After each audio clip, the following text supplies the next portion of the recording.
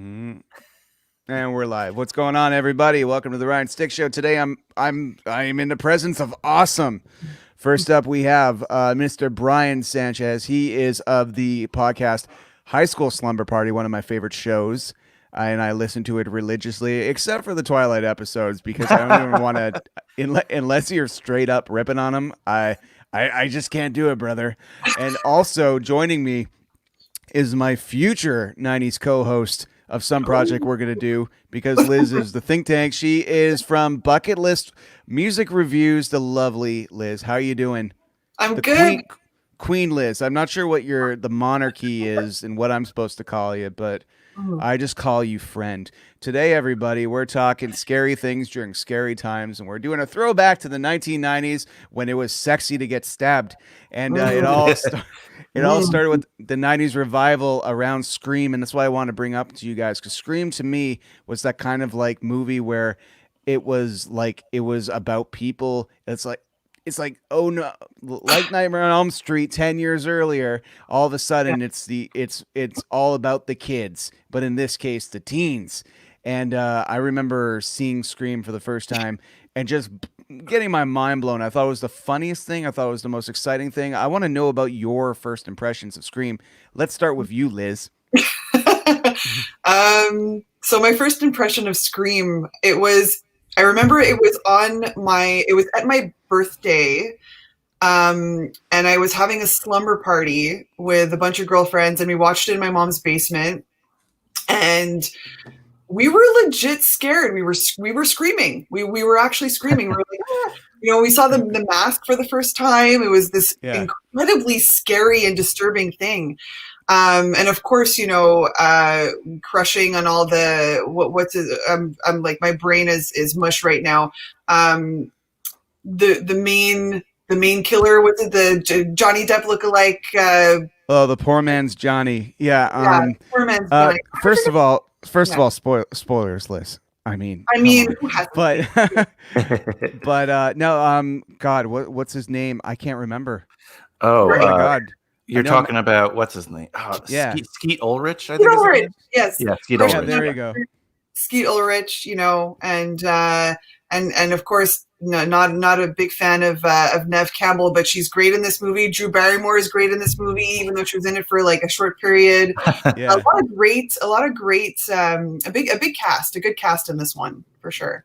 That's true. Brian, you did not grow up watching every horror movie under the sun, but your show has propelled you to do so in research mode. Tell me about the first time you saw Scream.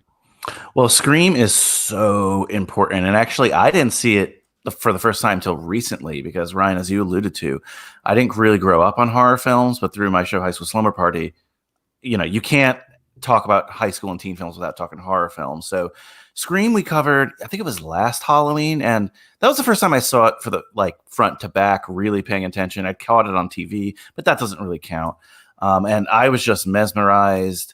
We on the show often say it is the most important high school movie of its generation, not just horror film, high school film, because that told Hollywood in the late 90s, wow, teen films are marketable again. People will pay money to see young people in movies doing stuff. And again, not just horror, like American Pie, those kind of films don't get greenlit. And it's, noted by Hollywood because Scream makes money. That's why we get God knows how many films to at least the mid 2000s. You don't even have to list them, dude, because we're talking about them tonight. Yeah, it's so important. A great cast. And even though, again, Drew Barrymore is only in it for a lot, she is so important for restarting the horror genre and the teen genre. And just that whole thing that happens to her at the beginning just sets the tone for the rest of the decade. Well, Liz, I'm sure you can bring this up where basically it was Drew Barrymore's idea to take on that role, right? They wanted her to be Cindy, but she's like, no, it might be way cooler if I was in the beginning. Can you care to elaborate, oh, horror meister and and knowledge of all things? I mean, that's pretty much it. They asked her to play the main role, the main character, and she said, no, I want to fuck people up. Am I allowed to swear? Yes, please. Yeah, she's like, I want to confuse people. I want to just be in that one like role at the very beginning for 5-10 minutes, whatever, and not be the main character and screw with people's heads. So it worked. Like that's the beauty of Scream, is that they kind of killed the biggest stars at the beginning, and yeah, so she killed it with that idea. I like your kill pun. I appreciate it. Yeah. Okay. So another thing about the movie that I really liked was the first time that I saw one of my favorite actors in the world, Matthew Lillard, who I would later follow his career. And whenever he's in something, and you know what? A movie we'll bring up tonight is 13 Ghosts. It's not quite a teen Scream horror movie, but it definitely came out in this time during that second horror craze. And what a strange movie it was. We'll bring that up a little bit later, but another thing about Scream that I just totally liked, Liz and I a few weeks ago, before Cooties was at an all-time high in Montreal, in the backyard at a nice social distance, us and our homie Jason and my girlfriend Melissa were rewatching Scream on this projector screen. And as I watched it, I couldn't unsee the scary movie scenes that would later tear it apart. But I think to myself, as the young person who first saw it, I had no idea who did it. None. Every time I was sure it was somebody, they just throw that monkey wrench in. Did you guys know who did it? Did you guys know the kid that Bruce Willis was dead all along? Let's talk about that. Even on this recent watch, I didn't know who did it. So you're a grown man, and I'm a grown man. It got me, and I was like, yes. There's no better feeling than that. Liz, ironically, you saw this movie for the first time at a slumber party, which is excellent because that's the namesake of Brian's show.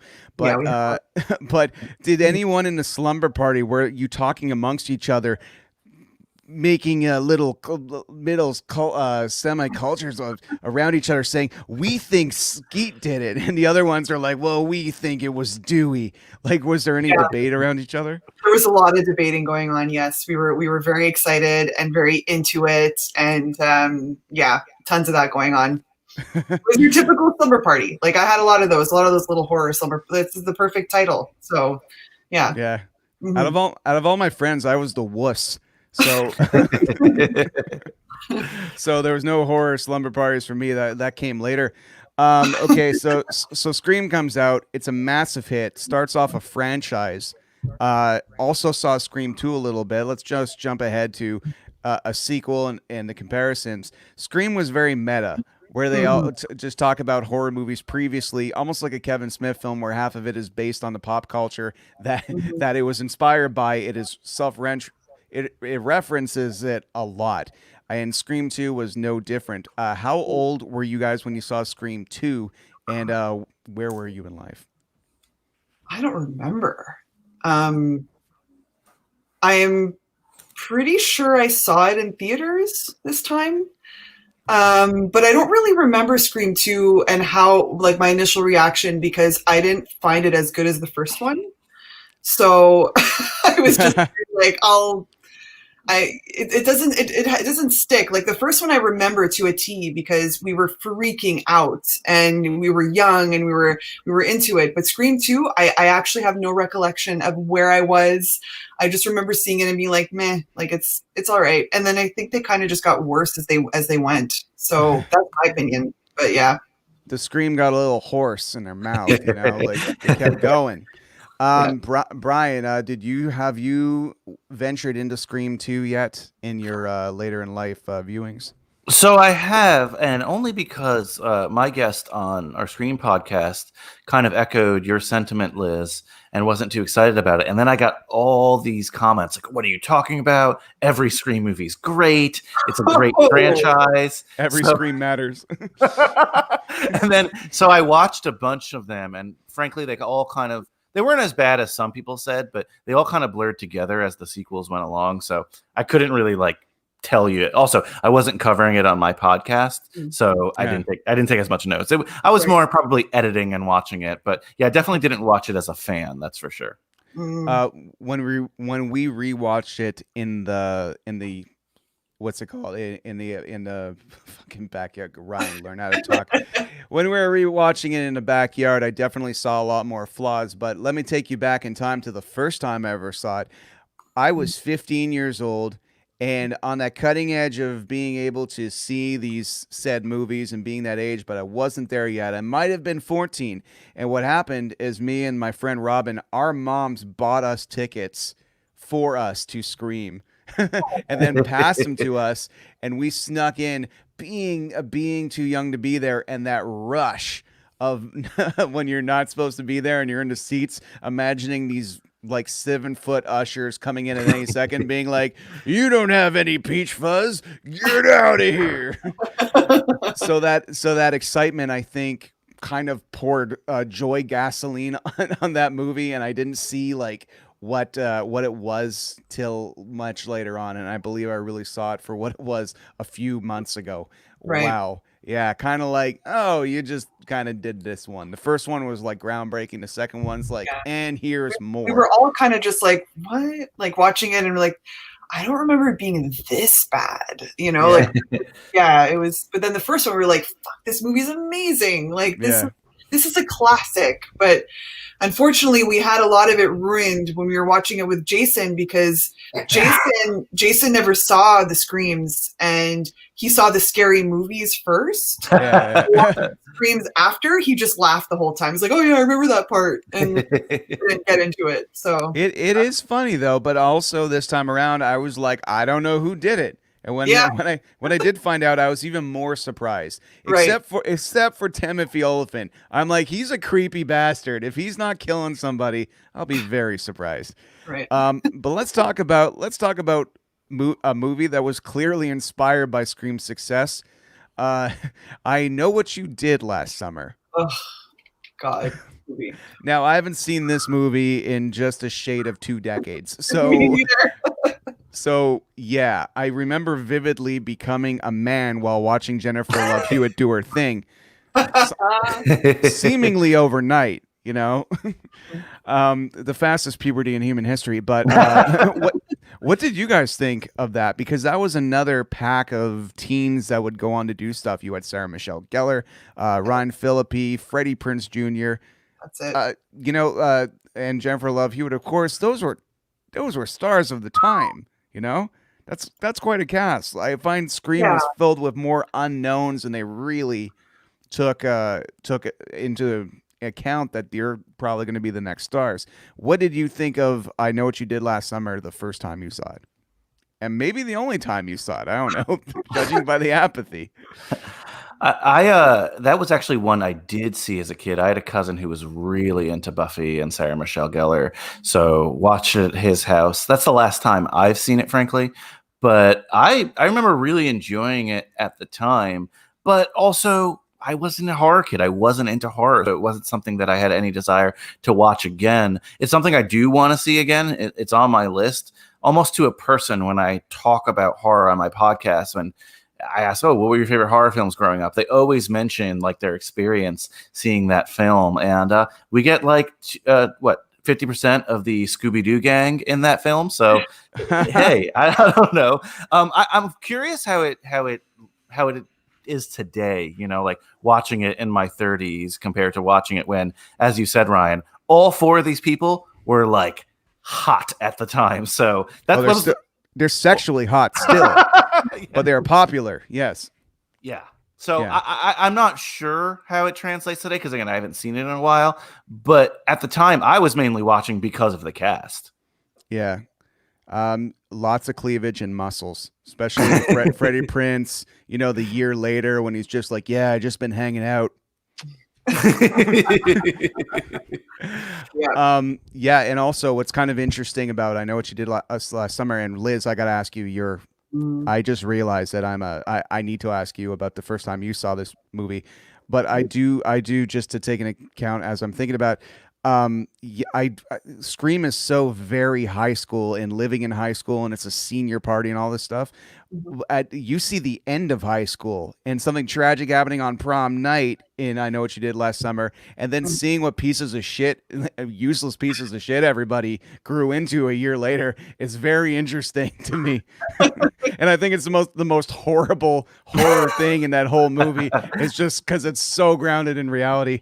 But Liz, please tell me about the first time that you saw that whatever guy in the raincoat do his thing. I absolutely hated this movie from the get-go. I've only seen it the one time, I think. I don't remember ever wanting to bother watching it again. I like the scary movie version better. That's how bad it is. Because you can only see Jennifer Love Hewitt with her in her wet tank top so many times screaming, "Where are you? Where are you? Like, come out!" Because that's pretty much the whole, like, that's like the scene of the movie. But of course, you know, like Brian said, all good-looking actors. We're teenagers. We're horny little teenagers. We're just going to watch this for them. We're going to be into the Ryan Phillippe's and the Sarah Michelle Gellar's, and like, and that's I think what this movie was literally put together for, is just a bunch of eye candy, because the writing is terrible. It's not scary, and I not even, I like my bad teen movies, but this was just like, meh. I wasn't into it at all. Okay. Besides the eye, yeah. So. Okay. I think my hormones might have made me have a bias towards this and liking it more than I should have. I was also 33 when I saw it. Anyhow, so when we as we move along with the Scream knockoffs, the third and one I truly feel was in the same kind of like coattails of Scream. As by the way, just for what it's worth, if you don't like I Know What You Did Last Summer, I Know What You Did Last Summer 2 is like Scream 4 bad. I still know what you did last summer. Yeah, there you go. Oh, and then there's an I'll always know what you did last summer with a different set of hotties I haven't seen yet. But the third movie or attempted franchise I specifically remember riding the coattails of Scream is Urban Legend. But I really liked Urban Legend. I love the who did it slasher films, as long as it's not the same dead old man that they thought they killed. It's a little cooler. And I found the villain reveal in this one horrifying, because later on that actress would accidentally run someone over. So maybe they cast well. They're like, oh, you're capable of bad things. But anyway, what did you think of Urban Legend? Liz, you go first. I honestly don't remember that one. I'm just looking it up quickly. Give me a second, because it has Pacey in it for a little bit, and he's got some frosted tips he does. That I think they wrote into the pilot, into the first episode of like season 3 of Dawson's Creek. Okay, and also like Cruel Intentions, like around that time, because they were all these actors were acting together. Urban Legends. Yeah. This movie. Okay, hold on. Awesome. Hold on. Okay, so yes, it's with Jared Leto. No, that's not. Yeah, Jared Leto's in it too. Jared. Oh yeah. Jared Leto and Tara. Okay. Oh my God. This is like, what? Yeah, how do you my phone? Yeah. Is that gorgeous man, Jason? Yeah, Jason's in the room. Awesome. Yeah, he's trying to help me. I'm looking too. This is a good one. Yeah, I don't remember it too well, but I remember really loving this one. I have to rewatch it. it. And it's the college movie. It almost like they intentionally avoided the same semester that the other franchises were taking place in. They're like, hey, you know how none of you went to college? Well, Urban Legend, we did go to college, and no one's safe in college. Tara Reid's in that movie. Yeah, pretty sure. And Michael Rosenbaum, who played Lex Luthor, I believe. Yep. Oh, yeah, he is in that movie. Yeah. So many studs. But what I remember about this movie is I was of age by the time this movie came out. There's no Scream 2 shenanigans. I was like, this movie was literally made for me. And I remember going to the movies with my friends, and that's that kind of rite of passage. Like, hey, guys, let's all go see the horror movie and watch the sexy people die. It was a tradition at that point. But Brian, I got to know, what did you think of Urban Legend? Haven't seen this one in a while as well. I think I caught it at a sleepover for some reason, and maybe that's, maybe that goes to tell you what I thought of the movie, but I don't remember it too much, but I do remember the promotion for it a lot on MTV, and they had all these actors. They were going around. They were like, I remember just like the junkets were like, oh, what urban legends do you love? So I got really excited for the movie and then went to a sleepover, and I think I fell asleep halfway through. So nice. Excellent. So another thing about urban legend that I always found really interesting is that well, once again, you don't know who did it, but then when you do find out, like Aunt Jackie in Scream 2, I found her performance was horrifying. Like, I'm more scared of that woman than a 600-pound man with a knife. I think she, with her eyes, I don't know what it was, but the performance with the crazy eyes, like, Yeah. especially Aunt Jackie in like Scream 2. I'm like, man, she's holding her own. But yeah, so urban legend, I gotta see that again. That is one I've definitely not seen in forever, but I'm worried that if I rewatch it, I'll forget how I felt when I first saw it, and I'm like, if I liked it out the gate, maybe leave it there. You know? Yeah, probably. I mean, I liked the concept on paper, right? Like taking all these urban legends and putting them in a movie. And I know there's I remember a bunch of cool stuff. I remember, I think, Bloody Marys in the movie and that kind of stuff. So I thought that was cool, but I can't remember it. So I guess it couldn't have been that cool. That's it. I remember it at the time, but I don't remember it's like urban legend. Ooh. Yeah. Let's go a little off topic because it is presently on topic because a remake is coming out in a week, and I just remember that. And Liz, you brought this up when I was saying like, hey, what are some 90s horror movies you liked, and you proceeded to give me a Wikipedia list of gargantuanness of how many titles you could possibly squeeze in the sentence, and you're like, oh yeah, that was just 96. I'm like, okay, but one of them you brought up was The Craft, and I remember I'm like, oh yeah, right, the sexy 90s, the sexy non-stabby 90s. But this was a super cool movie because when you think about it, 2 years earlier, in the realm that Melissa wishes that witches stayed in, you had Hocus Pocus. But then The Craft comes in, and all of a sudden, like the Lost Boys in the 80s, you take an old hag and you make them not sag. And yeah, so in the Craft, I remember being mesmerized by that movie. Liz, can you tell me about the first time you saw The Craft, and more importantly, the way you felt the time you saw the new trailer? But let's go back in the past first.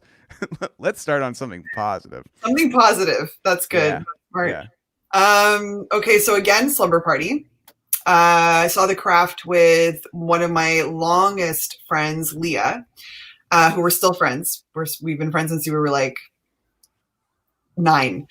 And we watched it together, and we were obsessed. We watched it, and then after this movie, we wanted to be like the girls. We wanted to have our own coven, and we went to like witchcraft stores, and we just were like, let's call in Manon and like do like the whole, you know, like the what is it? I should know this off by heart because I've seen this movie a million times. But that trick they did when they hold the, why am I forgetting? Levitating, I guess. Levitating, yeah. We wanted to try that. What the hell is Brian doing in the background? Sorry. It matters. It matters. Okay. Gotcha. And we were just obsessed. We wanted to dress like them, and we were really. This movie just was so inspiring for us. We wanted to be these girls, and the soundtrack is killer. We love the soundtrack. I wanted to be like Nancy. She was my favorite. You know, the goth look, the goth witchy look. So it was definitely the movie for teenage girls to be terribly influenced by in a good way. Nice. So yeah. Elisa has said it's called Stiff as a Feather, Light as a Board. Yes, thank you. I was on the spot. I forget these things. Dudes didn't do that very often, and when we did, it resulted in hilarity. But Brian, I believe you have a soundtrack in your hands. A great soundtrack, The Craft. I was looking for it behind me because I remembered I had it. You know, great soundtrack. Oh, you have, so good. You have great wallpaper. Brian, why don't you read off some of them bands on that soundtrack? Side A, Our Lady of Peace, Heather Nova, Sponge, Letters to Cleo, Love Spit Love, Matthew Sweet, Juliana Hatfield, Trippin' Daisy, Jewel, All Too Much, Elastica, Space Hog, and Graham Revel. Good old 90s soundtracks were the best. I like how Great none of 90s. those bands survived the 2000s. Like it's a Our band. Lady of Peace. Come on. No, he said Our Lady of Peace. I'm like, is that the American interpretation of? Sorry, I was reading that quick. Yes, that's a great song. I was like, that's their Delaware chapter. Yeah. So that's the thing about the movie when you think about it, and you even think of the trailer. Like they're like, hey, girls, there's a lot of weirdos out there, and then badass, just like, yeah, we're the weirdos, and you're like, and that's just a trailer. So you're like sold before this comes in. But so much to talk about the craft. What I loved about it is Neve Campbell's character, who she's kind of like, she's shy about her burns and scars, and I don't get it. She could have her nose bit off and still look great in that movie, but whatever. She was mildly less attractive than usual, and so she's all shy. But the moment the spell worked and she walked in feeling good about herself the first time, I was first of all, I was like, damn, because I was 11. But second of all, I was like, good for you, man. I'm like, because her character, the way she walked in and felt good and confident. You don't need to lose your burns to have that same feeling inside. But I'm still glad. I was still glad for her. What were your favorite moments of the craft, you two? I just remember growing up and, again, the impact this had on like all the girls I knew. They would always wrote me into the craft games. And I love, again, the revival that this movie kind of has. I know you started this show, Ryan, by ripping Twilight. And look, I get it. I did not buy into Twilight originally. Now I have a blast with it. It is trash, but that's totally fine. But something like The Craft got shit on for a while because, frankly, as a society, we tend to shit on everything made for teenage girls. And that's so wrong. This movie is awesome. I still think it's awesome today, frankly. And in terms of, I don't know, it's just the aesthetic it helped propagate and create is so awesome. And I also love Rachel True in this. She's awesome in this too. I don't know. I have nothing but good things to say about The Craft. Is Rachel True from Empire Records the one that shaves her head, or is that another actress? No. That's what's her name? Is Rachel True from Return to Oz? That's what's her name? I always forget. Fairuza Balk. I'm so bad with names. Fairuza Balk. That sounds like someone Willy Wonka kicks off the tour. Her name is so interesting, but I love it. Yeah. Yeah. So many amazing actors in this movie. Yeah, it's true. Fun fact: I believe that you'll have to remind me of the character. It's been a very long time since I've seen this flick. But the lead girl that comes to the school for the first time and is discovering her new friends, I believe she was wearing a wig the whole time because she did have to shave her head in Empire Records. Yeah, she was wearing a wig the entire time. Yeah. That's a pretty convincing wig. I've seen some shitty wigs, like like Keanu Reeves wearing a wig in Bill and Ted promo pictures because it only came out 2 years later. So on the cover, you'll see Ted's hair is just this. But Liz, what was your favorite moment of The Craft? I love the fight at the end. That's one of my favorite, the battle between them two. And I remember they actually were nominated at the MTV Movie Awards. Remember the MTV Movie Awards? They had like nominations for best fight and best this and best that. They were nominated for best fight and they won.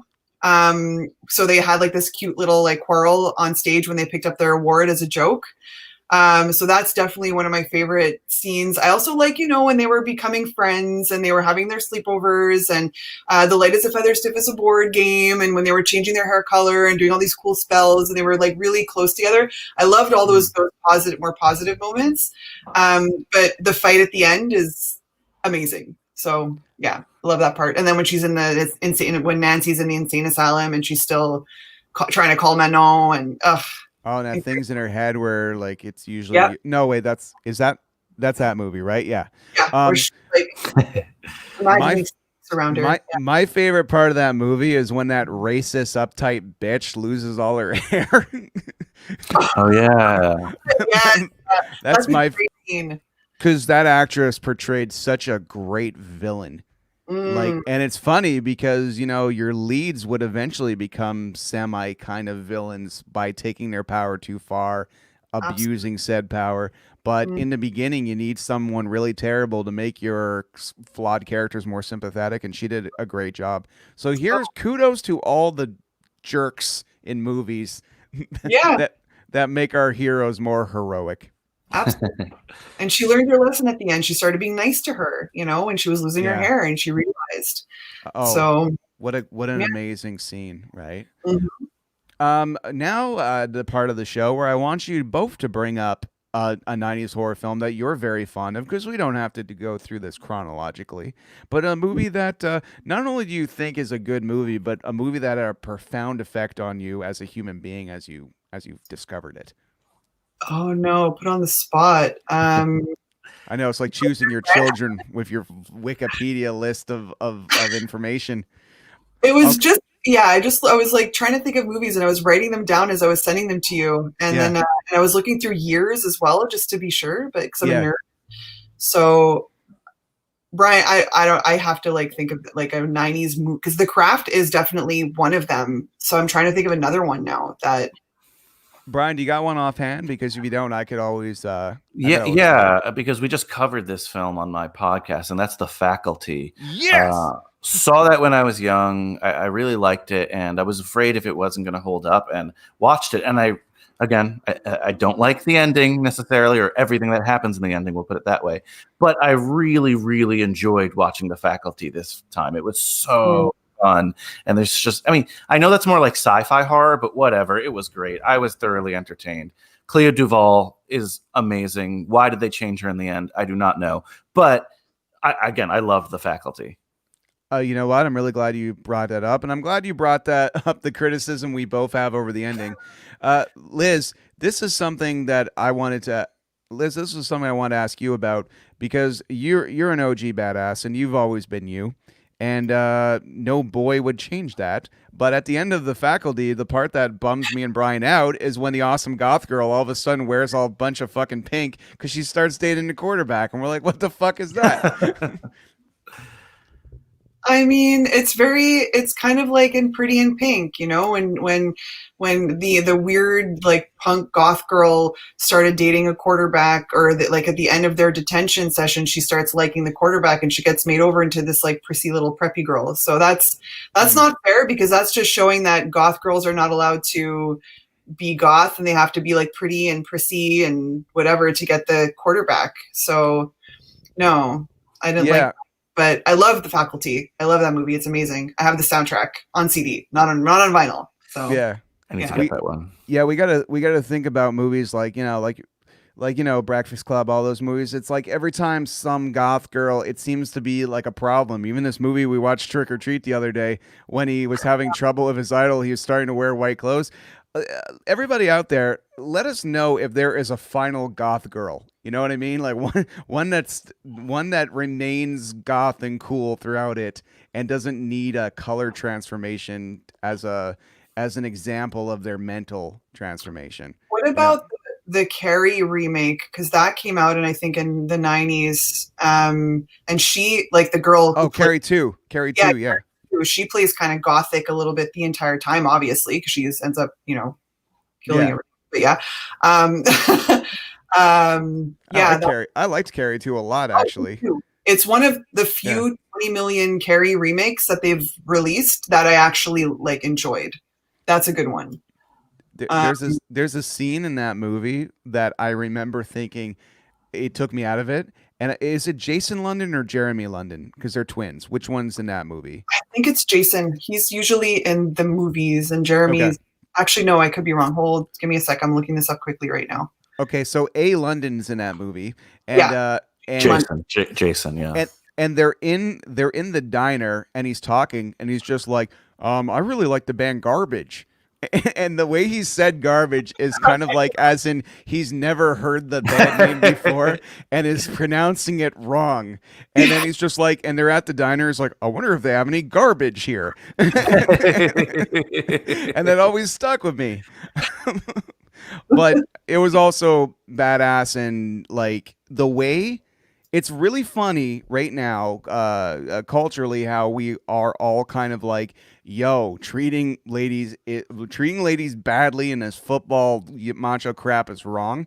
But the beginning of that movie, Carrie 2, fucked me up, and I think it made me grow up to be a better person based on how terrible the older brother from fucking Tool Time Home Improvement treated Mina Savari.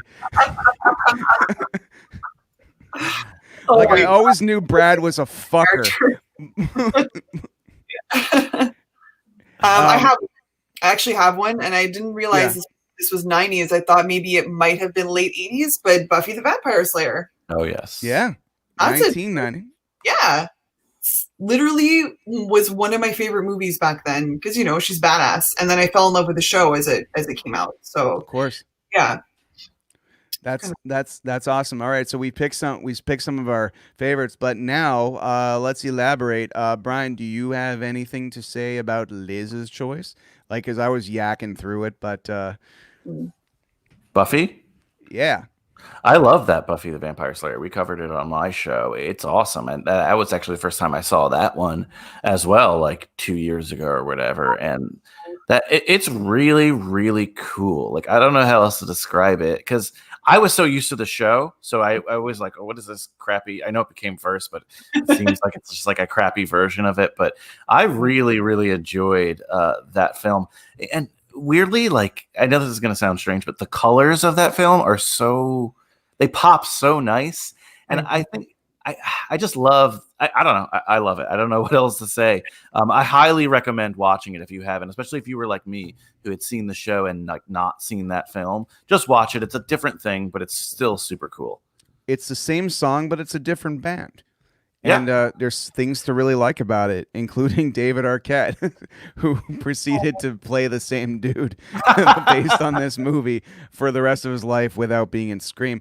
What I thought Luke Perry in it, it's kind of funny. Like the more you find out about the production and what was going on behind the scenes, and Donald Sutherland was just saying whatever he wanted. He was making up lore on the spot. He's like, "Do you remember being all these people?" And apparently that wasn't in the original, or apparently in the original, it's not that she has lived many lives; it's that Slayers have died before her.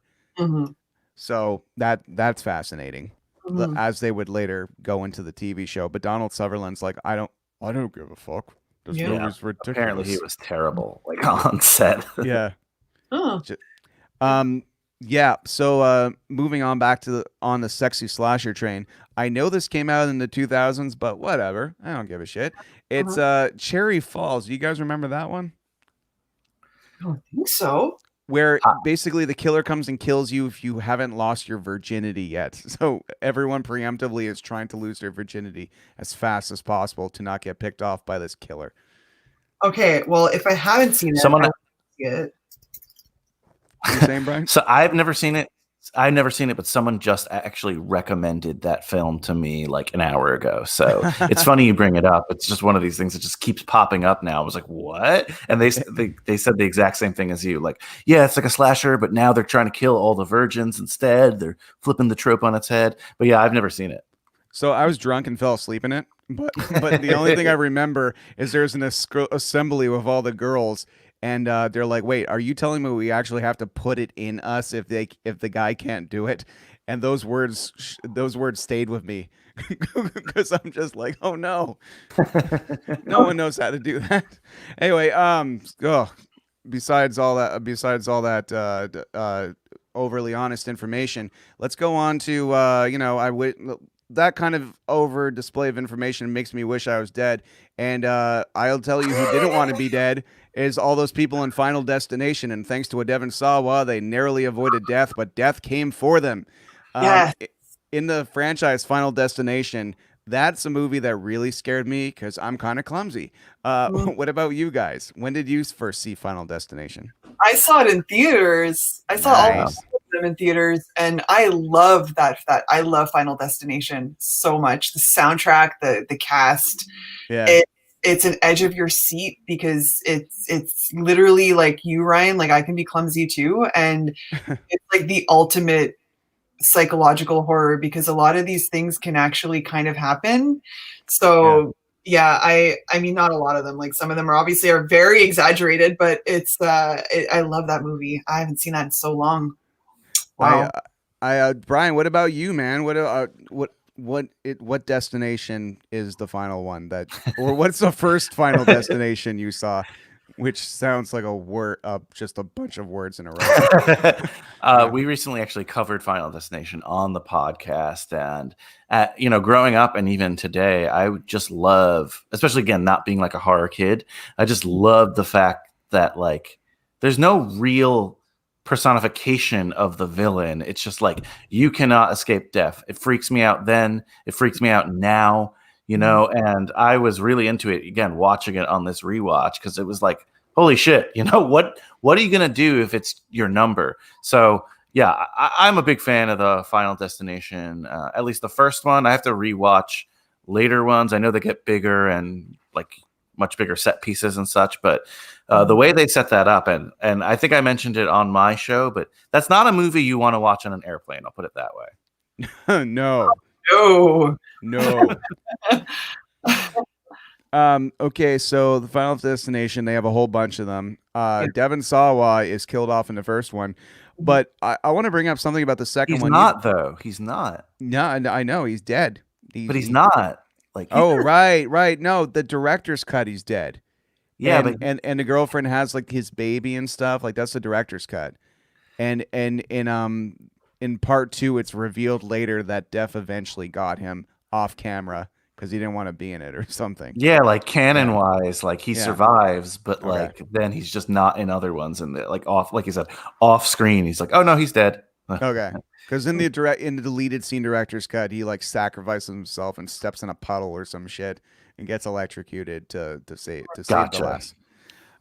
So in Final Destination 2, and I'm sure we can all relate to this, I always remember moments. I can't remember all the death scenes and all that, but I remember this moment where they're all coming together and they're telling each other, listen, we're all going to die. Death's coming for us. We should have died. And this one woman, she says, this can't happen right now. I've been working for years. I have finally gotten this promotion. I'm finally where I need to be. I can't die right now. I need to be alive. I fought for this. And that always fucks me up, because whenever things are going really well and I'm like, I fought for this, and I just start looking around for that fucking bucket that's going to come out of nowhere and stab me in the face.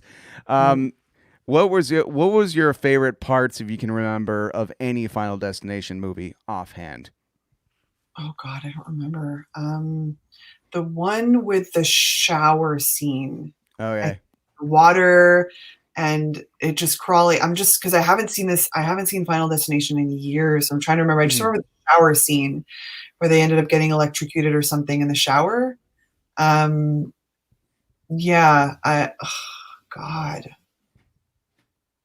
I have to look it up. It's all good. Brian, what about you, man? Do you remember any sexy Sawa doing his thing?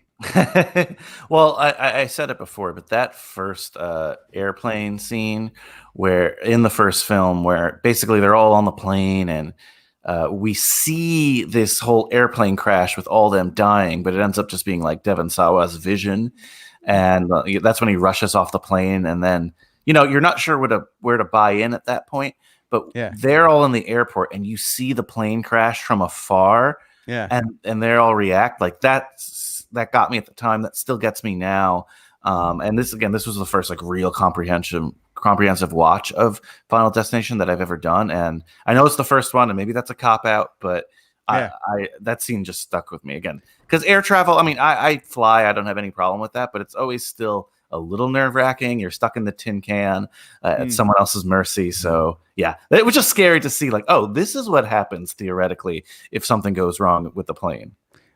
I just remember Final Destination 3 existing, and I saw the poster, and they're all like, yeah, and there's like a skull. But what I do remember is me and my ex from, oh God, this was like 15 years ago. 15 years ago. We rented it at like one of those new rent a DVD from the machine places that was just coming out as video stores were on their last legs. And I remember kind of watching it. No, we didn't watch it. We're like, okay, let's watch it later. But then we forgot we had it, and then we got all these late fees, and so never watched it. It cost me money, and I wish I was mysteriously killed in a puddle as a result of having to pay late fees for a movie that I probably don't like and have never seen. But yeah, that's it. So yes, the scene that I was referring to, it's I found it, and this is exactly what I was talking about. It's the day that later that day, Todd is in his bathroom. His toilet leaks. When he finishes, the water flows across the floor and almost makes him slip several times. While Todd takes the clothes off, a clothesline over the bathtub, he slips on the puddle from the toilet leak, falling into the bathtub as the clothesline coils around his neck. And then he struggles. He gets strangled to death from his neck, slips on the shampoo, conditioner, and all this stuff. Like that's the scene that I remember. I just was trying to remember it exactly. And that, I just wanted to bring that up. That and the airplane scene, it's all coming back to me now. Those scenes, oof. I remember the bully of the Final Destination 1 was played by the guy who played Jack on Dawson's Creek. And he's just a consummate piece of shit in this movie. And him being a piece of shit's kind of why he got kicked off the plane. Because when Devin Sawa started freaking out, it was up to Jack from Dawson's Creek to try to fight him. What are you freaking out for? What are you freaking out for? Yeah. Yeah. So be a dick on a plane, everybody. It'll save you for a few hours. Yeah. So moving right along, if there's any other 90s movies you guys want to bring up, of course, because you know your stuff. I'm really glad you brought up the Faculty. I saw the Faculty on Christmas Day with my family. And I thought it was awesome. I thought Josh Hartnett is the dreamy loner who sells fake drugs, and I'm like, I can change him. I could tame. It's not maybe. It's maybe not a teenage movie necessarily, but there are teenagers in it. From Dusk Till Dawn. Yeah. Juliette Lewis. She's a teenager, I think, in it, and she's a badass killer, and she's the survivor with George Clooney. So that's one of my favorites. Love Dusk Till Dawn. What a transformative, multi-genre mash of a movie that plays so well. It reminds me of kind of like a Red Hot Chili Peppers song where it starts off very smooth and it has its feeling, and then all of a sudden, like an 80s Chili Peppers song, from going and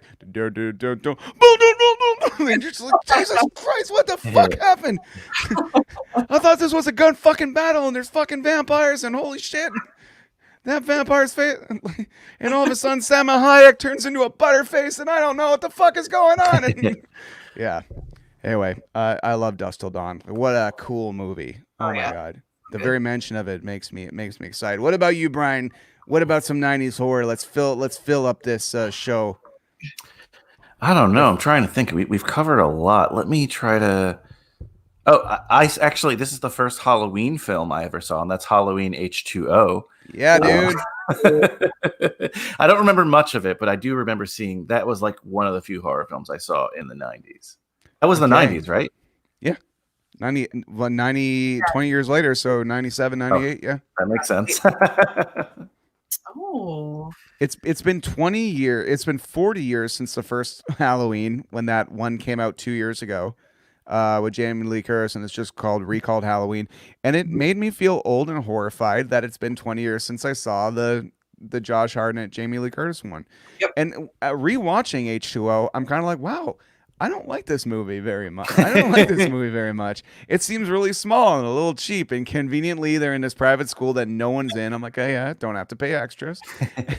I think Michelle Williams is in that too, right? Yeah. Awesome. Yeah. But to me, when I saw it in the theater, I saw it at Alexis Neon. That means nothing to you, Brian. I'm sorry. But Liz, this would to you. When Atwater still had its movie theater, I remember seeing that. And I remember I don't know, it was a rite of passage. Every time we'd go see a horror movie, we were like, let's go show the adults how tough we are and that we're not kids anymore. And we should be drinking in public. And it all comes with Halloween X2O. It was Blair Witch released in the 90s? Like the late 90s? Yeah, I think 99. because Oh, okay. that Yeah. was the very first like fake documentary that came out. Yeah.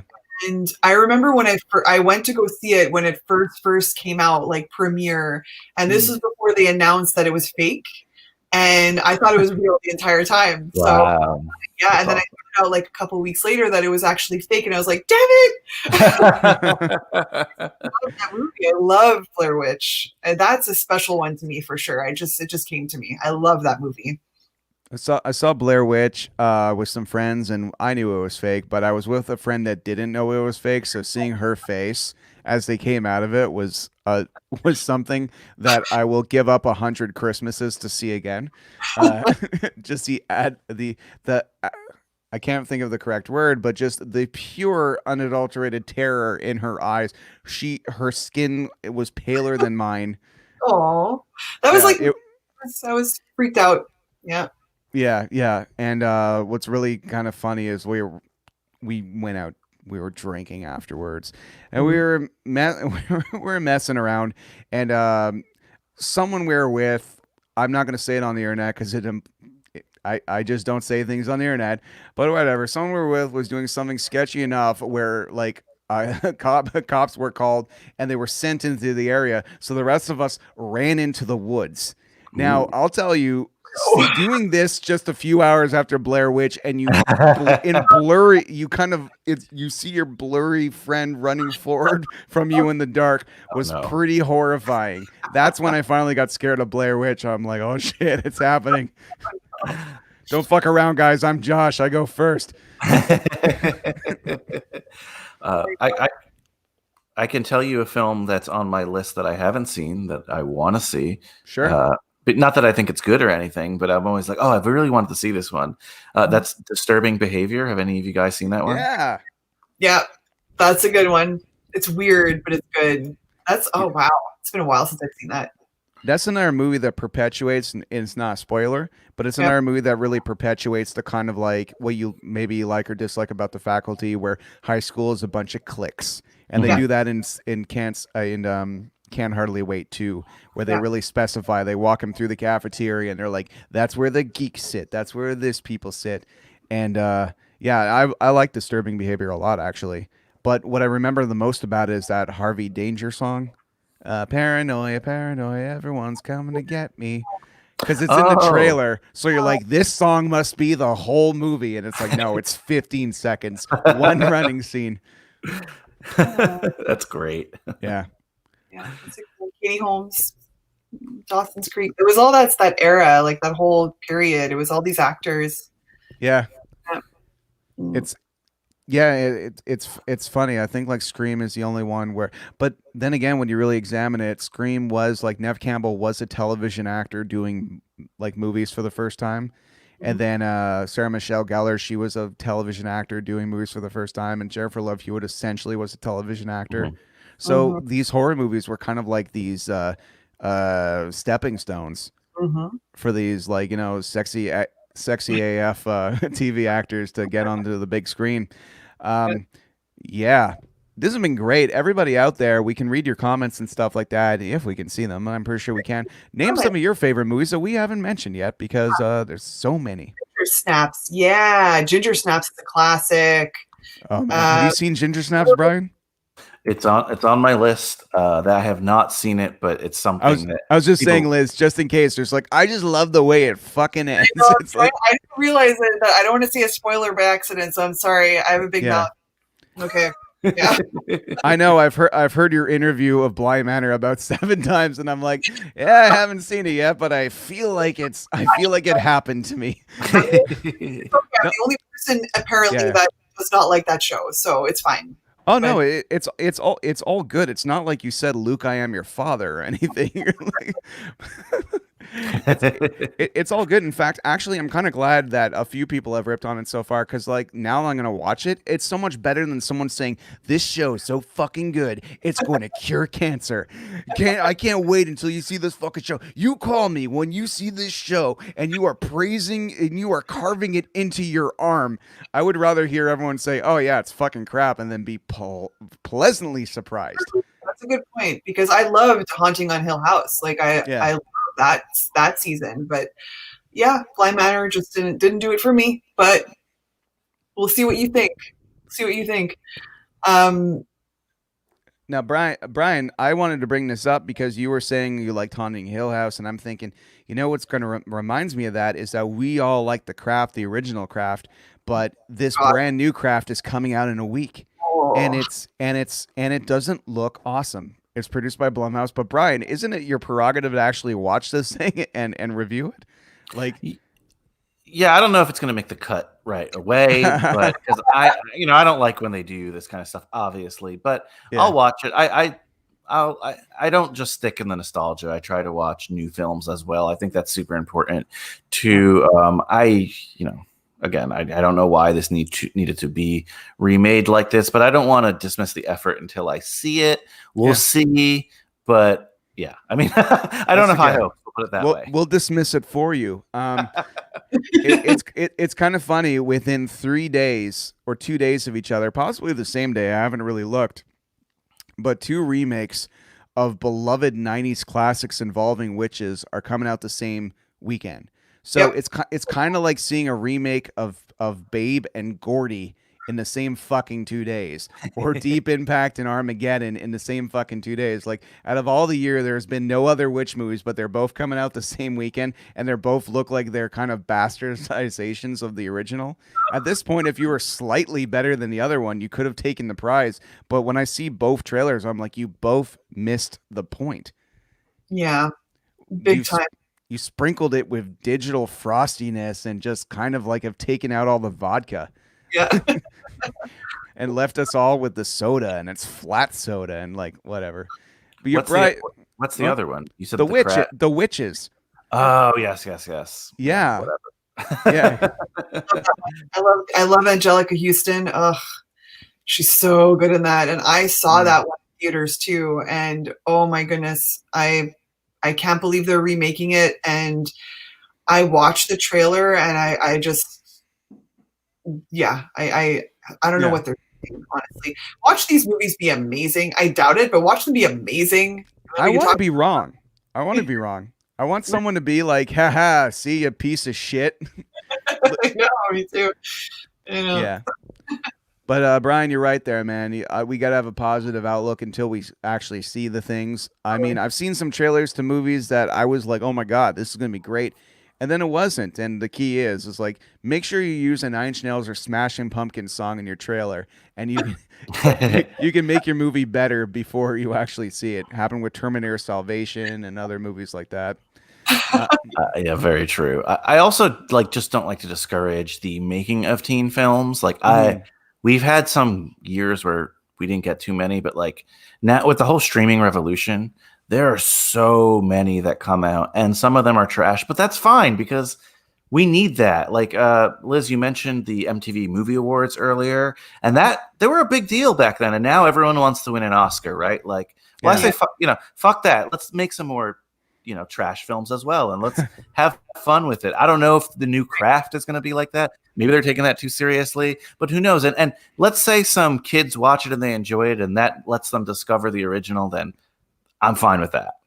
That's true. Yeah, good point. Yeah, maybe I'm just being old, and I'm just like, well, I remember in the 90s, the girl who was bald in Empire Records, she moved to a town, and she did not think much about the way that boy treated her. So she got some magic, and she made him all up, and she made him all Swim Fan. And then, which Swim Fan is another one. I think that was early 2000s, but was a hangover of the 90s horror revolution for sure. For sure. Brian, you mentioned that there's some really great new ones. I'm old and out of touch. Can you tell me of some really good new teen films? Good new teen films. I mean, that's tough to say. 2020, I haven't done too many. A lot of them again are attached to just other stuff.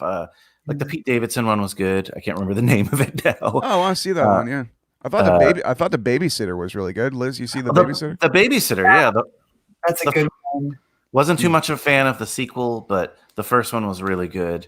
But that's a great example of something that again, I know most of your viewers are not going to be fans of things like To All the Boys I Loved Before on Netflix, but those are really good movies, especially if you're in that demo. And even if you're not, they also make some bad ones, like The Kissing Booth. That one is terrible. Like it's not, it's unadulterated trash, and it's not even fun to watch. But that one got super popular anyway. But I just wouldn't like wholesale dismiss every single teen film that comes out today, because I guarantee when we were watching these late 90s, early 2000s one, our parents were like, this is fucking stupid.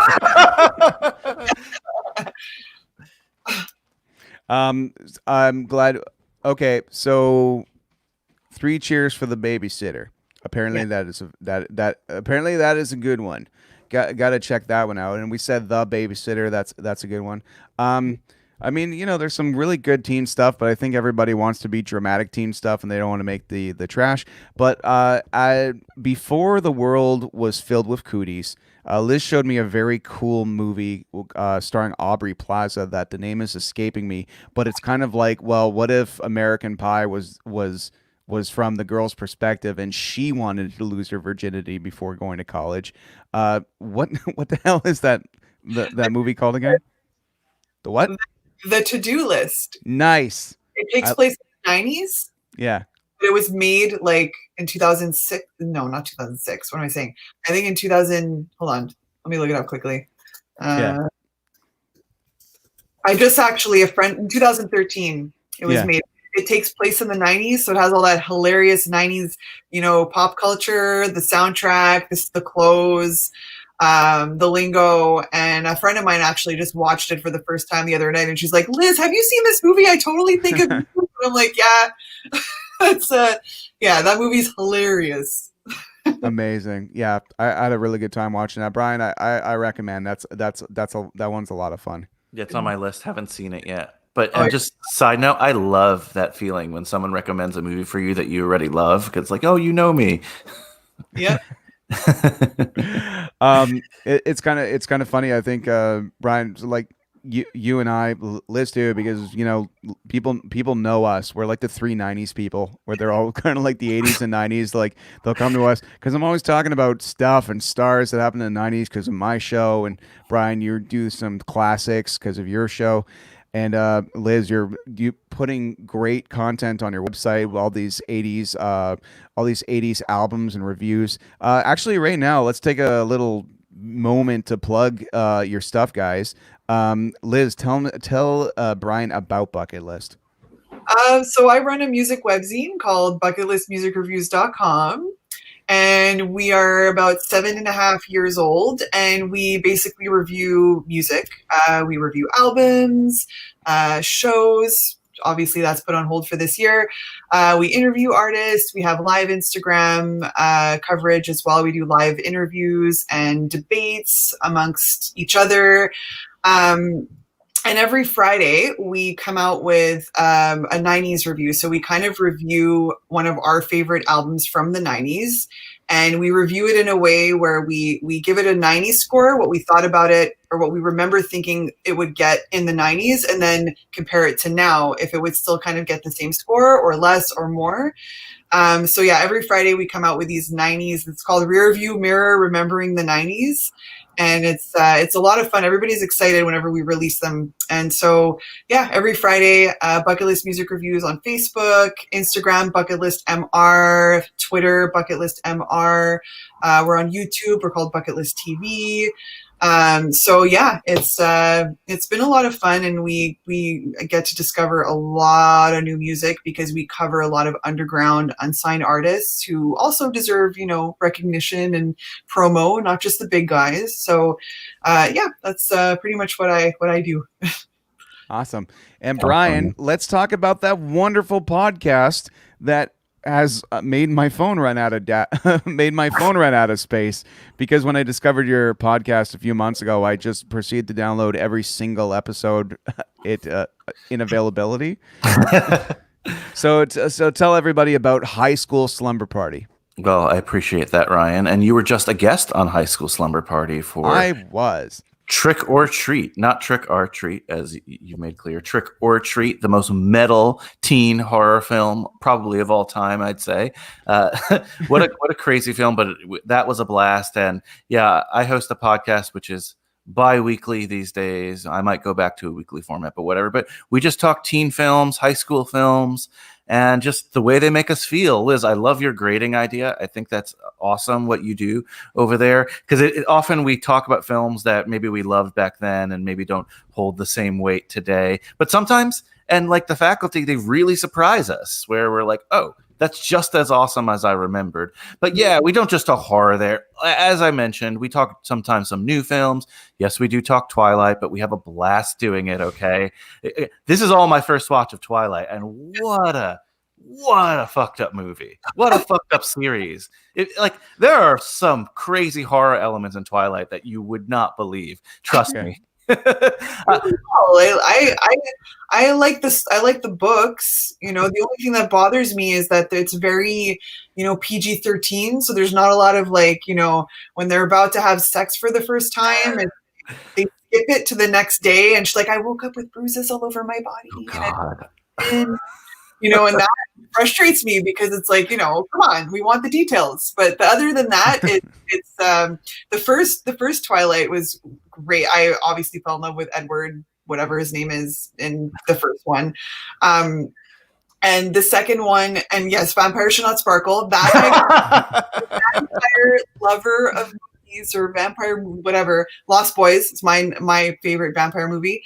They should not sparkle. That's not but it's a good. The first one is great. The second and third, they cut the budget and it started kind of going down a little bit. But I agree. I like the first Twilight. I don't know. Yeah, I mean, they didn't so much cut the budget on later ones. They did this really dirty thing that film studios tend to do. The first one was directed by a woman, and it was a surprise success. And then they got rid of her and replaced her with men for the rest of the series. So that's what happened, unfortunately. I didn't know that. Hey, guys, you know what chicks like? They like shirtless werewolves, bro. Y'all get in there. Fuck. Let's see your abs, bro. Come on, bro. And Liz, I'm happy you mentioned Lost Boys. That's actually going to be our episode on Monday. And oh my God, I watched it a couple days ago, and I can't stop thinking about it. I'll just put it that way. I don't want to spoil the episode, but I cannot.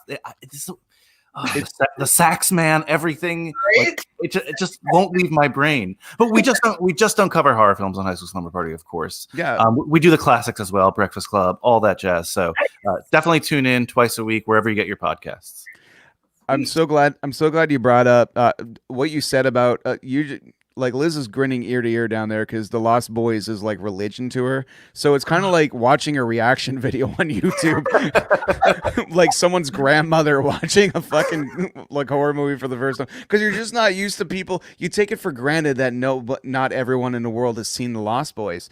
So what comes to me and what I'm always thinking, considering you rushed to get a Craft soundtrack, the soundtrack must have blew your brains off. Start with Between the Doors and all these other incredible songs in this movie. And in little history lesson, that's one of the first times ever where vampires didn't come from like Europe and have big thick accents. These are contemporary vampires that like wear more younger clothes, and that was a big that was really bridging the gap between old vampires and, hey, I'm a vampire. Like, Twilight would never have happened without The Lost Boys. Never.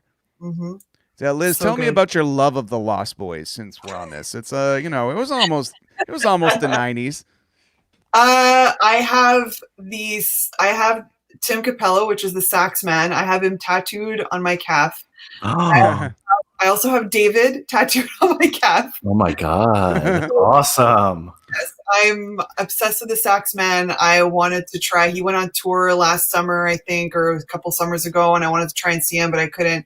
But I saw The Lost Boys for the first time when I was, I think, 8 or 9, because it came out in 87, and I have an older sister, and she really loved the movie, and we watched it together. And I did have legit nightmares, because there's that one scene where David sees the official, attack on humans. He watches the vampires attack them. And that scene is so gory. Like they're just, it's so gory. That scene gave me nightmares, but I fell in love with this movie ever since. And, love the Coreys, Corey Feldman, Corey Haim, Corey Taylor, Jonathan Corey Thomas. Everything about this movie, the soundtrack, the aesthetics, like it's such a beautiful, like when they go in the cave and they have the sign of Jim Morrison and just like they're the poster, it just, everything about it, it's just so perfect. And to this day, it's perfect. I showed Jason this movie for the first time. He never seen it. And, he thought it was cheesy. Because imagine seeing this movie for the first time. I mean, Brian, you said you just saw it like a few weeks ago. So Which one? Lost Boys? Dude, I saw Lost Boys as a kid. Yeah, but hundreds of times. Brian saw it recently. So like, Brian. Sorry, I thought you said Ryan. Okay, sorry. They rhyme. Okay. So for the first, like, I'm always so curious how people feel when they see it for the first time. Like if the cheese is too strong, or if it's actually like a good, I'm always curious about that because I'd love to see this movie for the first time now. So. Well, to be fair, it was my second time, but the first time I watched it because I was a really jaded college student and my girlfriend was watching it and I wasn't paying attention. I was just shitting on it the entire time. So this was my real first time watching. And like I said, I cannot, it's still on the mind. Just a quick thing about Tim Capello. It's not my story, but my guest, his name's Dan Colon. He actually went to see him on that tour. And he said so he worked at the venue, but like he could choose which night he worked on. He's like, oh, I'm doing this one. And he said Tim Capello was the nicest guy in the entire world. He still performs in that like cod piece thing. And he said this little girl came from like hours away and she was a huge Lost Boys fan. And she was in the front row, like with a fake saxophone or something, like just so excited. And he pulled her on stage apparently and was like doing that song with her. And I'm like, oh, what a magical moment. So yeah, he talks about it on the episode, but I mean, that Sax Man is amazing. I'll put it that way. That's amazing. I would cry. I would legit cry if that happened to me. That's so cool, man. That's so much better than Sax Man's a dick. Yeah, right? He's old and fat now and he can't play anymore. He plays the same song for an hour and a half. But he's a good singer too, though. That's a really cool part of it. So a little fun fact about the Lost Boys is that there's actually a comic book series in which it's a sequel to the film in which time has passed and life has semi gone back to normal, but a new crop of vampires come to town. And the thing is, what you find out is the grandfather was like one of the vampire hunters of that town, and they're all. I read that. Yeah, I read the comics. They're all very old. But then you find out after his grandfather and all the hunters are killed that the Sax Man is one of the biggest vampire hunters who is trying to get in their vampire hunting league, and he's covered in holy water all the time, and that's why he glistens. It's actually a holy water, and I'm like, that's so cool. It's a cool concept. Yeah. I mean, Lost Boys 2 and 3 are not. I think that Lost Boys 2 is kind of worth watching because Kiefer Sutherland's son in real life plays the head vampire in that one, so it's kind of cool for that. But it's not that good. The third one is completely embarrassing because this one, Corey Feldman wanted to make it his own. He was like, still like, I have to do another one. Like, and this was unfortunately, I think, when Haim passed away, so he wanted to do something and pay tribute to him.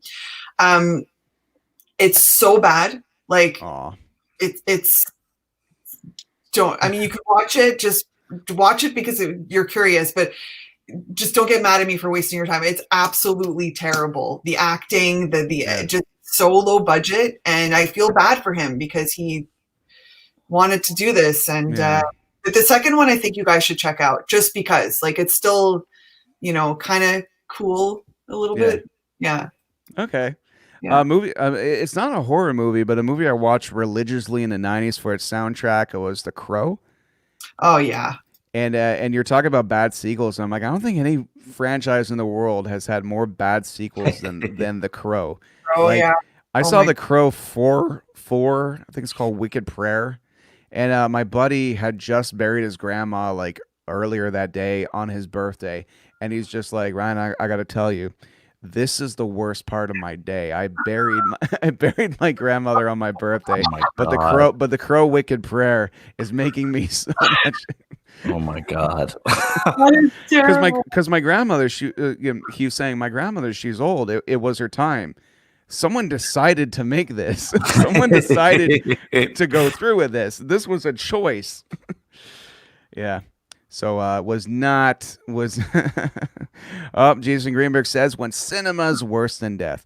Elisa brings up a fucked up movie called I Forgot About People Under the Stairs. Now I haven't seen the People Under the Stairs since it made me almost pee blood in about 97. Whoa. But because it is horrifying and strange. It's a scary one. I love that one. Yeah.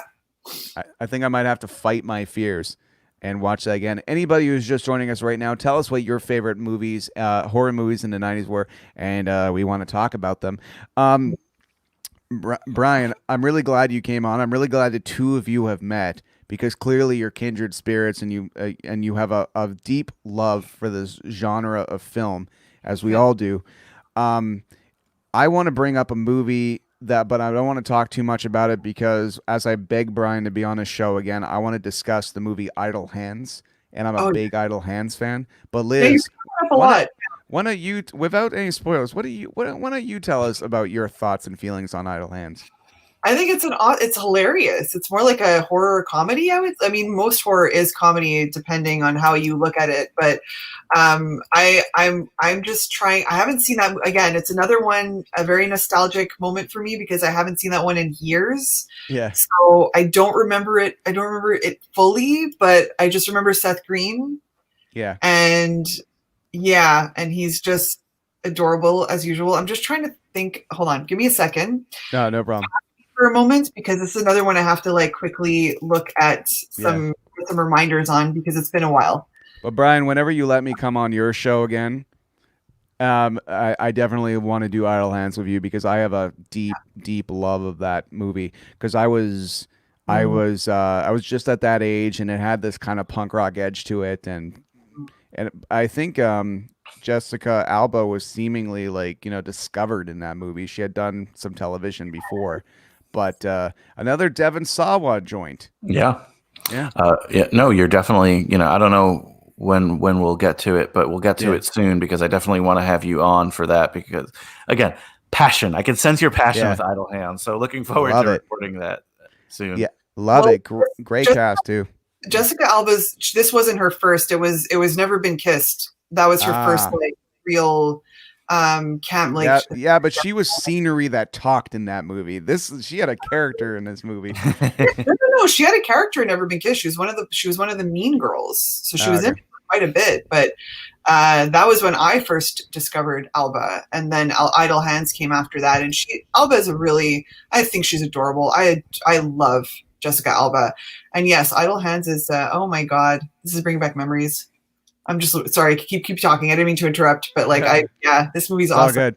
Yeah. Greenberg says the amount of ideas you are giving off right now, I'm never leaving the couch. You shits. Yes, does love it. Yeah. All right. What's really funny right now is I completely fucked up and I was supposed to be broadcasting on strangerradio.com and I would like to humbly apologize to my radio host boss because I did not push the live button. So I will rebroadcast this broadcast at a different time in long form with deleted scenes and Snyder cut. I was just very, very preoccupied with the night. A thing I edited, this big web broadcasting for a YouTube series called Year Life Crisis had its big debut, and we've been working on it almost every day for 2 months. So yeah, been in a different headspace. But I'm so glad that we all came together because if I was just sitting here by myself, being like, Do you guys remember Scream? That was great. This is a lot of fun. Yeah. I love talking about this stuff. I could go on, and now I'm gonna write. I mean, as Jason was saying, we are going to be watching Idle Hands, and we are going to be watching all these movies that I haven't seen. Final Fantasy. Whoa. Yeah. Final Destination, and all these movies I haven't seen in a while. It will be on the list of movies we're going to watch this weekend. Yeah. Oh, it's gonna be great. Now that huge project's done, I'm like literally gonna binge. There's so much stuff I want to watch, and one of them is definitely I want to see Demon Knight again, Tales from the Crypt. That's not a high school movie, but it's just darn good, is what it is. On Halloween night, everybody out there who is just enjoying this broadcast on Stranger Radio exclusively. StrangerRadio.com is having an all-day Halloween event where everyone has an hour show and they're all doing different shows. So Punk's dad is doing a horror punk show, and the soundtrack's going to focus on horror movies. It's going to be great. I'm on at 7, and I'm going to broadcast live from a car. Yeah, that's right. Like and Pump Up the Volume, we're going to be mobile. We're going to be mobile. And I'm gonna say everyone talk hard, and everyone's gonna be like, okay. Yeah. Yeah. But on Halloween night at 7:00, I'm gonna be live in the car, driving around, talking about the corruption in my school. Brian, you've seen Pump Up the Volume, right? Yeah, we covered that one. That was nice. That's a hard one to get. Like at least it was like a year ago. I had to like eBay the DVD, but it's a shame too. Pump Up the Volume. Wow. I fucking love Pump Up the Volume. Liz, tell me about your love of Pump Up the Volume, because I saw your face light up as I said talk hard. Hard. I have it on VHS, so I'm not old. I watched that movie as a kid. And best movie, best soundtrack. Again, everything from the 90s always has such a great soundtrack. But no, that movie is actually really, really, really good. Amazing script and really relatable. They cover all topics that teens go through. And for its time, like Christian Slater is amazing. I mean, we watched it. Did we watch it? No, it wasn't with you that we watched it together. No, we watched it together, but we did that thing where we pushed play and then had our laptop off to the side, and we're like, 1, 2, 3, go. Yeah, we did the whole COVID video movie watching thing. Do what we gotta do. Yes, and we discovered that. Oh no, that wasn't the movie. I'm thinking of Heathers. Yeah, Heathers. I hadn't fucking seen Heathers my whole life. I only saw bits of it, and so the first time I saw it with you guys in the backyard driving situation, and I was blown away by how dark and fucking hilarious it is. But dark. Brian, have you covered Heathers? Not yet. Definitely on the list, but yeah, I mean, Heathers is a great film, polarizing film, because I know people who love it and I know people who hate it. So can't wait to talk about Heathers. Oh man, it's a great movie. Crazy. I was just going to say that it was Heathers where Christian Slater was inspired by Jack Nicholson, the way he was acting. And I think, was it Mel who mentioned that, Ryan? Or I'm getting mixed up? Oh, it was me. I heard him on a podcast. He was on the Nerdist. And they were bringing up the Jack Nicholson voice thing. And he's just like, and Christian Slater, he's just like, well, I auditioned for a movie where I was going to play a young Jack Nicholson, and they gave it to somebody else, even though I thought I did a really good impression. So I brought it into this other role to kind of get revenge. Wow. Yeah. Like, I never noticed that until you mentioned this, and he really did. Yeah. So it's kind of, he does it a little bit in Pump Up the Volume. Just that's just kind of, I think, what his biggest inspiration. So one happy heart on Harry was coming out of his shell, and he's in the basement. And he's like, "Don't you think? Yeah, who's out there?" And I'm like, "Oh man, that guy's so pretty." Melissa's obsessed with him. What other movie? Oh, we covered. Have you guys seen Gleaming the Cube? No, what the fuck is Gleaming the Cube? Gleaming the Cube is a bizarre movie, but it has Christian Slater. Imagine a skateboard film that's also a Cold War film. Wikipedia, let me read it quickly. 16-year-old skateboarder investigating the death of his adoptive Vietnamese brother. Oh my god! I just realized first of all, yes, please. Second of all, I just remembered Airborne. Do you guys remember the first Airborne. rock and rollerblader movie? We No, covered that here. That. Why are you bringing that up? I'll tell you what, though, that movie, the final scene in Airborne, is 10 minutes of a downhill like rollerblading thing that is amazing. Like it's a ski movie on rollerblades. Yeah. Is what it is. And that final scene is like a ski scene, but it's something I've never seen before. You want to know the most bizarre Instagram account ever? I'm down. This guy, every day he takes pictures of like fake Legos he's created from the film Airborne, and that's all he does. I have to get the name, but Solar Babies. There's a comment. Is that what it is? Solar Babies? Something. Stephen Fairweather has said Solar Babies. I think that might be pertaining to what you were saying before, but or that's a movie we haven't thought of yet. But holy shit, there are so many fucked up movies out there. But please continue, Ryan.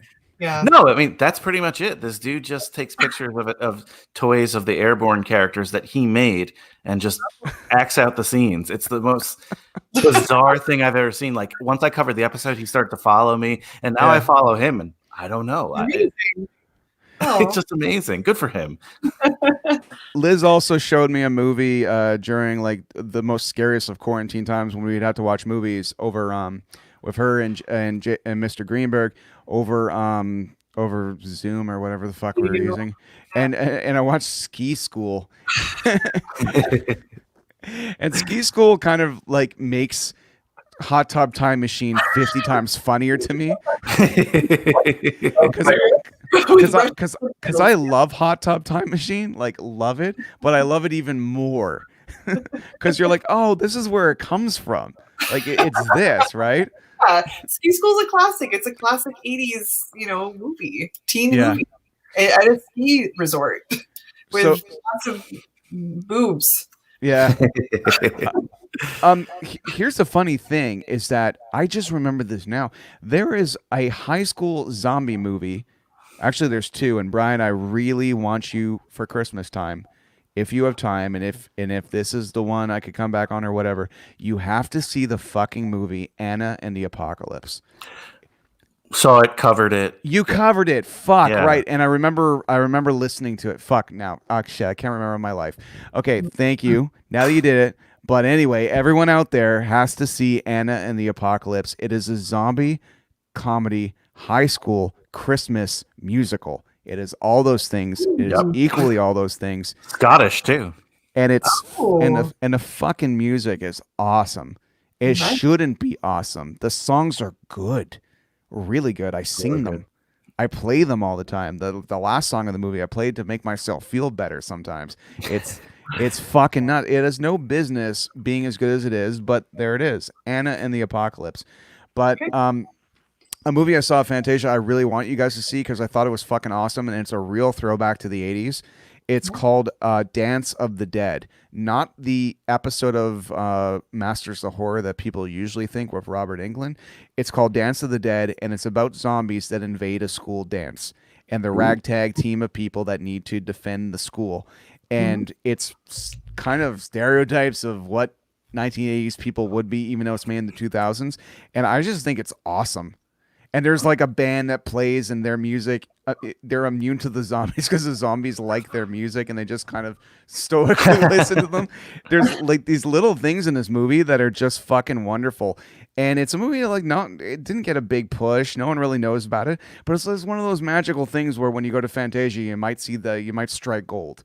What's a movie out there you guys feel that way about? Like Liz, you have a ton of those where you're like, here's a great movie that people fucking love, but no one knows about it. Oh my God, you're putting me on the spot, Ryan. I'm not going to be able to think of something on the spot right now. You think that's on the spot? Liz, this is your life. Oh my God. Let me get back to you. This is hard. I always like message you with like, oh, you should see this and you should see this. And now that you're putting me on the spot, I can't think of anything. Okay. Brian, what is a piece of gold that you have seen that you're kind of like, but why hasn't anyone seen this besides Trick or Treat? Oh, that's again really tough. I mean, also You putting me think on that's tough, Brian? This is your life. So tomorrow's episode actually that's coming out is a movie I just talked about before recording this called Detention from 2011. Oh Uh, yeah, okay.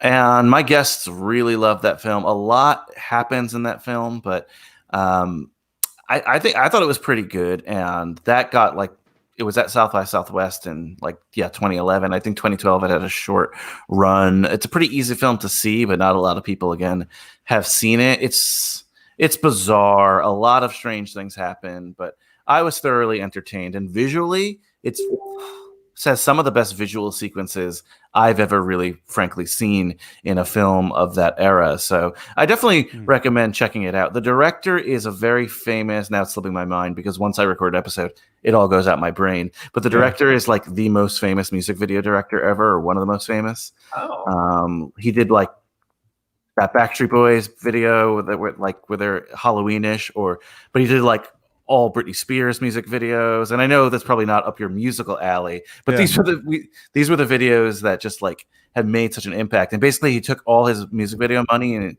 occasionally he'll do movies. Okay. And they're silly movies, and maybe not the best movies, but I don't care when someone just is like, I have a vision, and this is what I want to do, and I really don't care how much money I make from it. When all hands on deck for me. Awesome. That's really nice. Yeah, when people pick artistic integrity over kind of like shamelessly making I still know what you did last summer and all that. Like it's when something's made with love and intention, with the right intention, you can always tell. And it's kind of funny how so many grown men and women have gone back to that high school genre, such as shit, I'm blanking on his fucking so John Hughes. John Hughes like created this like language for a generation, and he was a grown ass man, but somehow he could channel that. It's amazing how these profound directors can kind of do that kind of stuff. Because I'm trying to think, if I was making a high school movie now, I would just feel intimidated talking to young people because I'd walk up to them and embarrass myself like some lame uncle and be like, "All right, kids, so in this one we're gonna make it really wickety whack, okay? So you're fresh, but get fresher." And I think I would just embarrass myself. So kudos to the grown-ups out there that know how to channel that language to the younger folk. John Hughes is a genius, or was a genius. Chicago is one of my favorite cities because all my favorite John Hughes movies were filmed there. So, Adventures in Babysitting, Pretty in Pink, Ferris Bueller, all those, like, they're just so special to us. And again, those are really, really good movies to watch. He touched on all topics for that time, and I love him. Anyone here hear the movie Murder Party? I have, but I haven't seen it. I do know of that one though. Got it.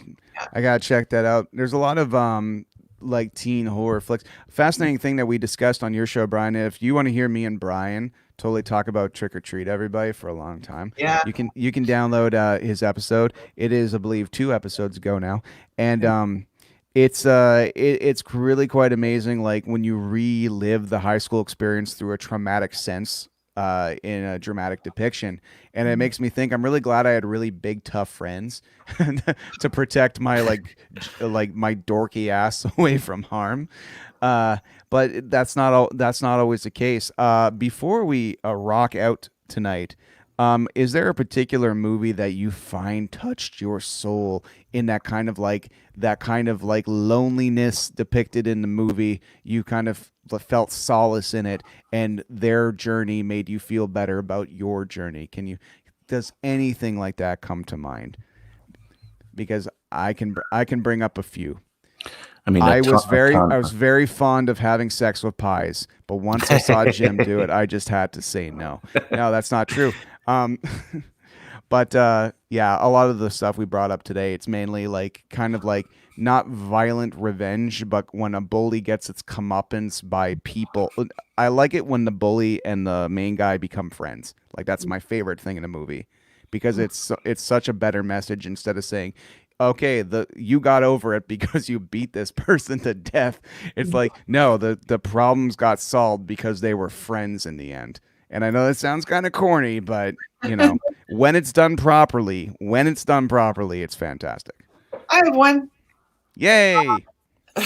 Never Been Kissed. I brought it up earlier. Okay.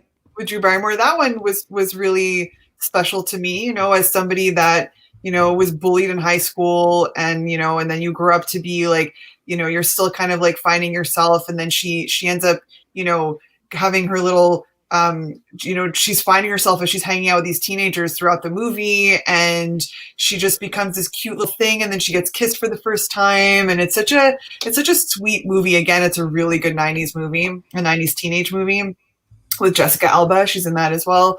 Yeah, that movie was really like, I can watch that over and over again. I like that one. Awesome. Brian, tell me your soul. Honestly, for me, growing up, it was Ferris Bueller's Day Off. You know, it's just such an amazing film. It's still great today. Not all of I love John Hughes, but not all of his work translates well in a 2020 lens.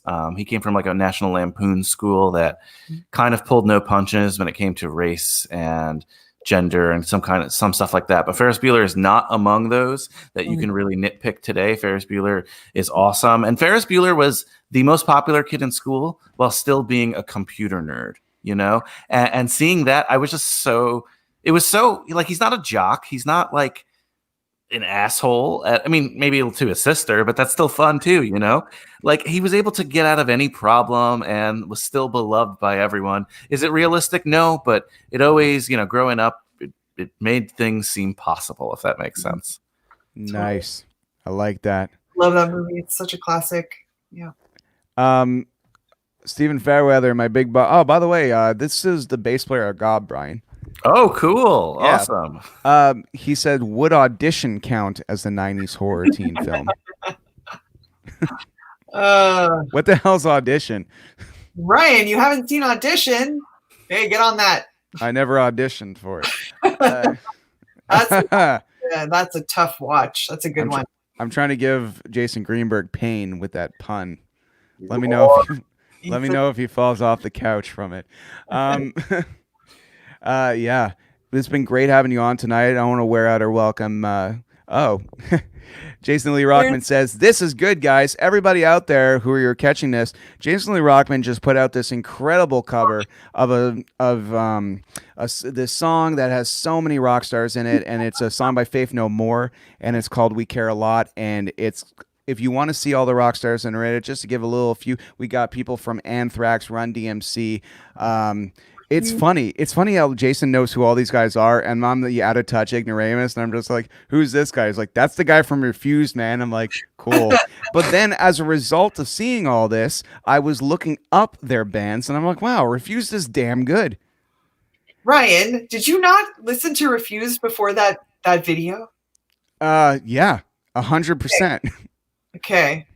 And I was lucky. I was very fortunate enough to edit it all together, and it's kind of funny to me because I think Zoom and cell phone videos humble the most epic of rock stars. Because no matter what, the quality is the same. So you're like, look at this multi-platinum artist with terrible digital quality.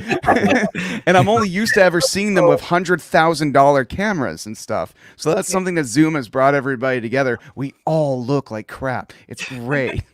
But the music spoke for itself, and the music's awesome. Brian, are you a Faith No More fan at all? Sorry, you cut out. Sorry, are you a Faith No More fan at all? I mean, not particularly, but you'll love this tune.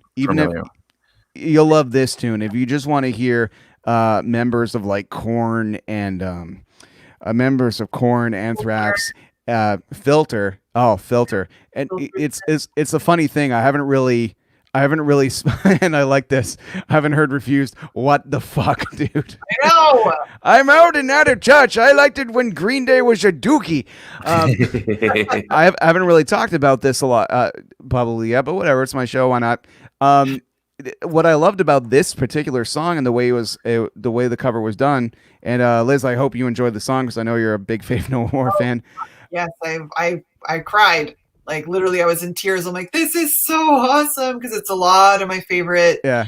Some of my favorite bands that partake in it, and I was just freaking out. It's such a great compilation. It's great, Brian. I'll send you the link, dude. It's, definitely. It's doing great. It just passed 100,000 views, and it's really, I'm just really proud and happy that both Jason Rockman and Kevin Jardine, who have been diehard fans of that band since they were teenagers. Like that's how I know of them. They're like, oh yeah, that's when we were a band and we sound like Faith No More because all we did was listen to Faith No More. Wow. And it's amazing for these. Jason Rockman's going to be, I believe, he's going to be 50 this year, even though he looks like he's 35. And to think of the 18-year-old that was just so happy and excited to be in a band that sounds like Faith No More, for it to come full circle like that, it's wonderful to see that happen. But what I loved about this song in particular is that there's 3 singers, and it's the dude from Refused, then it's Daryl McDaniels from Run DMC, and then it's I believe his name's Richard Patrick from Filter, and what's cool about it, it's 3 different interpretations of a vocal performance, making it kind of a reason to have 3 singers, because dramatically they do 3 different things. The Refused guy sings it like an opera, like this melancholy. The way he sings it is like the sky is bleeding and he's singing in a Shakespearean type of tragedy with pain and anguish and power, and he's jumping around and he kicks. And then Daryl McDaniels comes in like a 10-foot fucking soldier, barking at it. That's his vocal performance. He's fucking barking like he's in Full Metal Jacket. And he's just a warrior. And then you got Richard that comes in the end, and he's singing like a snotty little punk rocker. And so his performance is more like a sarcastic, young, fuck you type shit. So the 3 characters that I hear in my head as I watch this performance happen, it was so fun, because I'm like, that's why you should have multiple vocals in a band, in a boy band, anything. And that's why it makes me so mad when Jonas Brothers and One Direction, all these fucking boy bands where everyone sounds the same. I'm like, what's the point of having 3 people in your band if they're all the same fucking soulless robot? So it made me remember what I loved about like real true ensembles and real true collaborations. I haven't really said anything on the internet until this day because I've been fucking busy. So now that that's all gone, I'm like, yeah, what a fun project. Holy shit. Yeah. Great. Thank you for listening to all that. Yeah. But before we go tonight, everybody, because it's almost midnight, what and I don't want to keep you guys all night. What do you guys want? What is next on your plate? What are you excited to do? What quarantine's going to be happening for a little, well, not quarantine, but you know, the world is still going to be what it is for a little while. Winter's coming. What are your Halloween plans to the best of our ability? I made a list of all of my favorite Halloween episodes from like all these different shows, and we're gonna like bang those out. And now we're gonna watch Idle Hands and Final Destination added to the list. But yeah, I made a huge list of shows that I want to watch, just Halloween themed. You know, like New Girl and The Office and Garfield and all my favorite episodes. So awesome. We're gonna bang those up. Not really much else to do, and you know, there's some online stuff happening on Halloween weekend. I'm actually going to be on November 1st. I'm going to be partaking in a Twitch live video game kind of referee style thing where I'm going to be hosting with someone. I was invited to be on the show to sort of referee or host and watch bands go at it in a boxing game. So reputable bands. And that's what I'm doing on November 1st for Halloween weekend. So we're going to advertise that a little bit more, I think. I didn't get the exact details of it, but it's going to be a lot of fun. I'm really excited. But that's part of my weekend. Awesome. Brian, what are you doing for Halloween weekend, buddy? What do you got on your plate? And what's the episode that's coming out the Friday on October 30th? I mean, let's see. Basically, you know, the band plays on with me. I watch something, I edit something, I put something out, and it continues. I think we're going to do Hocus Pocus. Nice. A lot of people have called for that one. Like I mentioned, though, we're doing the Lost Boys right before that. Tomorrow is Detention, and all month we've been doing cool Halloween stuff, including the episode, once again, that you were on, Ryan. So, yeah, I mean, just a bunch of Halloween stuff, and basically my Halloween this year is just talking with fun people about Halloween movies and editing those episodes and putting them out and, taking it from there. So, unfortunately, obviously, a muted Halloween this year, but it's all good. This has been a blast, just talking with all these people about Halloween movies. So, I couldn't ask for more for this year, honestly. Awesome. And on that positive note, I think, everybody, it is about time that we go fly into the sky and wreak havoc on the population, Lost Boys style, with that awesome fucking song. Thou shalt not pass. Fucking awesome. It's in my head. It's been in my head. I can't get it out of my head. Fucking amazing opening and ending to that movie. Fucking nuts. Have you heard the Marilyn Manson version of that song? It's terrible. It's terrible. It's terrible.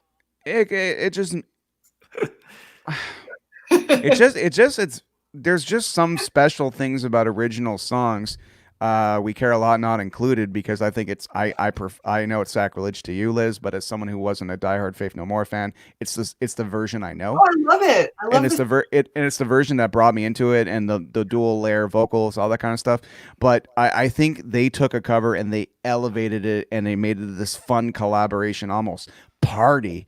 When I hear the Marilyn Manson one, I think, hey, I'm a dark, creepy guy. What dark, creepy song can I do? And I felt that, but his cover of This Is Halloween is pretty rad. So, he's usually the king of covers. Sweet Dreams, a cover. True. Fucking Personal Jesus, that's a cover. Like, shit. Tainted Love. Tainted Love. Yeah. Tainted Love. Brian, are you ever going to do Not in Our Teen Movie? Oh yeah, for sure. But I think I might close with that one whenever that happens. So, okay. Yeah. I mean, I'm looking forward to that though.